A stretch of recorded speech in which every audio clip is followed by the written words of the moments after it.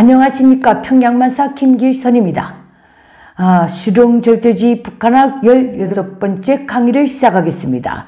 오늘부터는 북한 노동당 중앙위원회 선전선동부에 대해 해배해 드리겠습니다.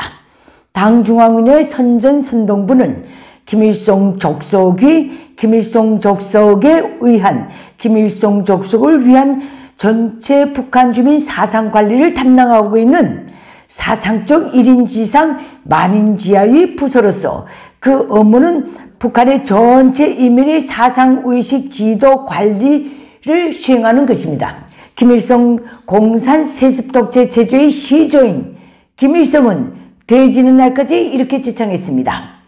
실형의 사상과 용도를 실현한 데서 조직 지도부는 의사의 지위를 차지하고 선전선동부는 약사의 지위를 차지한다.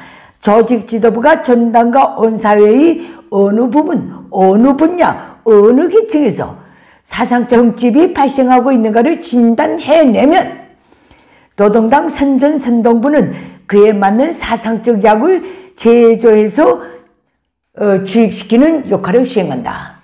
또 김일성은 이렇게도 제창했습니다.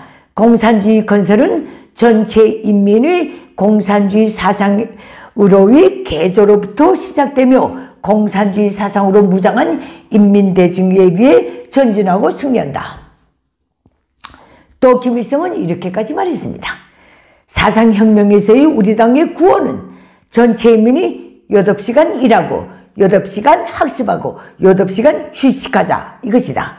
하지만 하루 8시간 학습을 자체 학습에만 맡겨두면 뒤에서 무슨 짓을 할지 모른다. 그러니 자체 학습 내용과 그에 대한 통제까지도 노동당이 철저히 해야 한다. 이렇게 되어 있습니다. 이 지구촌에 존재했던 전현전 공산체계에서 자체 학습이라는 정치 수로를 처음 내놓은 것이 바로 김일성 족속 체제의 시조인 김일성입니다. 김일성은 더 나아가서 1960년대 초중반까지는 당내에서 1인 독재적, 기만적 주민 사상 세뇌를 반대했던 노동당 내 정족들을 제거한 뒤에는 자기 아들 김정일을 1960년대 말 당 중앙위원회 선전선동부, 그 당시는 선전부였습니다. 선전선동부 문학예술 담당 부서의 지도원으로 박아 넣음으로써 김일성 우상화의 기틀을 그때부터 닦기 시작했습니다. 김정일이 당 중앙위원회 선전선동부 문학예술 담당 지도원이 돼서 김일성 우상화 작품인 꽃파는 전혀, 한자이라는 운명, 피바다, 성황당 등을 연이어 발표하던 시기가 바로 1970년대 들어가서부터입니다. 그 당시 김정일의 나이는 20대 후반이었습니다. 김일성 공산 세습 왕조의 2대 세습 지도자인 김정일은 당 중앙위원회 선전선동부의 지휘와 역할에 대해서 이렇게 역설했습니다. 선전선동부는 당 중앙위원회의 기본 부서이며 당의 사상사업이 직접적 담당자다. 당 사상사업의 성과 여부는 선전선동부의 역할에 크게 달려있다.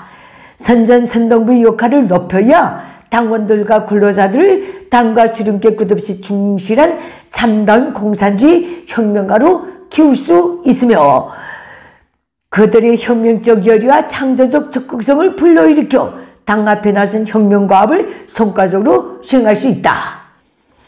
이 김정일이는 1974년 4월 당의 사상체계 확립이 10대 원칙을 공포할 때 이런 주소까지 달았습니다. 며칠 전 내가 6.25 전쟁 당시 공로를 세워 공화국 영웅치호를 받은 어느 노병을 만난 적이 있다. 그때 내가 그에게 이렇게 물었다. 적탄에 맞아서 죽을 수도 있다는 그 순간에 당신은 무엇을 생각했는가? 이렇게 물었더니 애비 없이 살게 될 자식들과 마누라 생각이 제일 먼저 났다고 대답하더라. 그래서 나는 전체 인민이 죽을 때 수령님 즉 일성부터 먼저 생각하고 김일성이 안녕을 빌게 만들어 놓자면 주민사상교양사업의 잡더를 단단히 하고 달라붙어야 되겠구나 이런 생각을 했으며 굳은 결심을 가졌다. 이게 그 당시 김정일이 한 말입니다. 이에 걸맞게 김정일은 한 발 더 나가서 전체인민에 대한 노동당의 사상교양은 사상적 과오를 범하지 않게 하려는 당과 수령의 배려라고까지 지창했고, 되어지는 날까지 사상학습과 사상교양과 사상투쟁은 혁명적 단련의 용광로이며 혁명적 개혁의 학교다. 이렇게 입에 달고 살았습니다. 오늘날 김일성 공산 세습왕조의 3대 세습 지도자인 김정은은 얼마나 체제 유지에 역부족인지 주민사상 교양의 슬로건을 첨입식, 집초식으로 집중포화, 명중포화, 연속포화를 들이대서 북한 주민을 사상적으로 교양, 사상적으로 개조해야 한다고 강변하고 있습니다. 이에 대해 김정은은 사상혁명 수행에서 중핵적 문제, 최우선 과제는 전당과 온 사회를 당중강주 김정은의 사상으로 일색화하는 것이며, 그러자면 사상 전의 포문을 일제히 열고 요진통의 집중포와 연속포와 명중포화를 들이대서 사람들이 심장마다의 혁명열, 투쟁열, 애국열을 지표 올려야 하며, 사상경세의 방법은 첩입식, 집초식이 되어야 한다. 그러면 여기서 김정은이 제창한 첨입식이란 무엇인가? 노동신문의 해설에 따르면 이것은 박달나무를 쐐기를 박아서 짜게 듯이 요진통에 날카롭게 연속적으로 집중적으로 공세를 들이대는 방식이랍니다. 사람들이 사상세뇌에서 이런 방식을 도입한다는 게 이게 상상이나 갑니까? 그리고 김정은이 직접 선전한 집초식이란 무엇인가? 노동신문의 해석에 따르면 렌즈로 햇빛을 한 점에 모아 불을 일으키듯이 사상전의 포문을 일제히 열고 주민사상 교양을 하는 방식이랍니다. 김정은은 또 지난 3월 28일에는 참신, 신속, 실효적으로 주민사상 교양을 벌리며, 또 어제그제 2022년 11월 15일 노동신문을 통해서는 사상에 의해 혁명의 명맥이 지켜지고 사상의 힘으로 혁명이 전진한다. 그래서 전체 인민을 당중앙의 혁명사상을 신념으로 간직한 참된 혁명가로 키우라. 이렇게 역설했습니다. 이렇게 놓고 볼 때 김일성 족속을 위한 노동당 중앙위원회 선전선동부의 불멸의 직능과 업무는 전체 북한 주민을 김일성 족속의 사상적 노예로 만드는 것이다. 이렇게 보시면 됩니다. 하지만 모든 사이비 종교도 3대에서 망한다고 했는데, 북한의 경우 이런 징조는 김일성 족속의 소위 지상의 법으로 규정한 10대 원칙 제목의 변천사만 봐도 알 수 있을 것입니다. 김일성, 김정일 시대는 그 북한 지상의 법의 명칭이 당위, 유사상체계 확립이 10대 원칙 이렇게 되어 있었습니다. 그러니까 이때는 이미 북한 주민이 조직적 노예화의 기틀을 시스템상으로 닦은 다음 사상적 노예화를 기본으로 이 법이 나왔다고 봅니다. 오늘날 김정은 시대에 들어와서 이 지상의 법의 간판은 당위, 유일적 용도체계 확립이 10대 원칙 이렇게 바꾼 것은 김일성 공산세습왕조가 3대에 들어서서 그 조직화 시스템부터 흔들리기 시작했다는 그 뜻입니다. 세상의 모든 리치는 순리를 벗어나면 작용과 반작용의 원리로 진통을 겪으면서 발전합니다.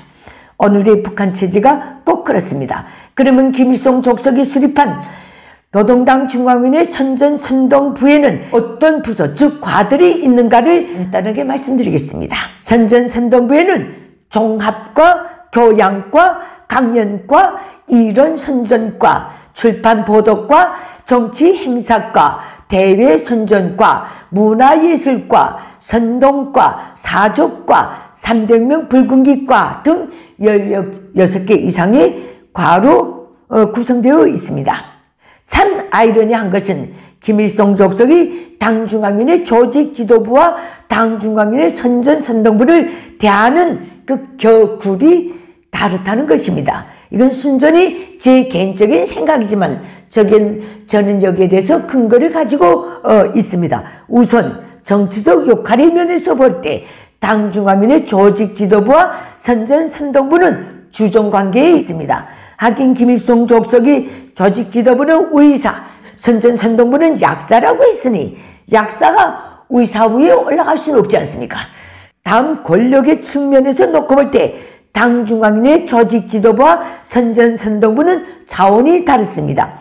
당중앙위원회 조직 지도부는 북한의 모든 중견 간부, 모든 당원에 대한 인사사업, 출당 조치까지 포함한 모든 상벌 권한을 행사하지만 당중앙위원회 선전선동부는 이것을 행사하지 못합니다. 간접적으로 이에 해당되는 일꾼 당원들에 대한 사상생활 평정서를 제공하는 범위에서 멈춥니다.